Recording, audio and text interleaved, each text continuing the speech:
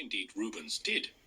It's the moment of truth now, as I, rather nervously, present the restored portrait to Ben van Beneden for his expert verdict. Oh, hi, Ben. Hello, Bindle. Thank you for coming all this way. See our man George, Duke of Buckingham. Okay. He's had quite a tough life. I can see that. Mercifully, the bits that are really important in terms of the attribution have survived quite well. The modelling is quite consistent with what we know from Rubens, and so are the details. If one look at the brushwork in this curly, very fashionable moustache. Yes, it looks like it's freshly waxed, doesn't it, that moustache? Absolutely. It's been tended to by some servant. Also, the build above the nose and those little details in the eyelashes and the eyebrows. Very beautifully done. Quite confident also with... What level of attribution would you be happy to say for this picture? Well, I would be happy to say that we're looking at a head study of the Duke of Buckingham by Rubens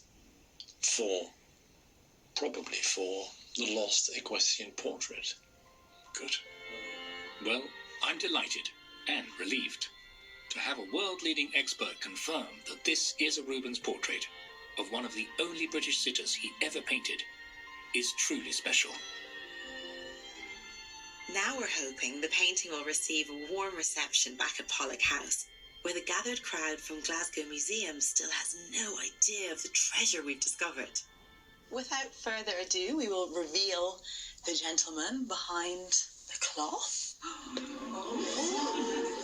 The sitter's identity was never in question. We knew that this was the Duke of Buckingham, a close companion of King James I of England, but it was the identity of the artist that was unknown. We know from Rubens's posthumous inventory that a portrait head of the Duke of Buckingham by Rubens did once exist. So the question is this it? Our restorer Simon Gillespie has worked something of a miracle. It's one of the best cleans of a painting I've ever seen. And we have investigated the history of the painting. We have analysed it by X-ray and infrared, and we found all sorts of fascinating things which help build a case for the attribution.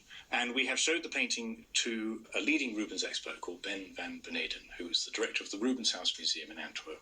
And I'm very pleased to be able to tell you that his view is that this painting is indeed by Rubens.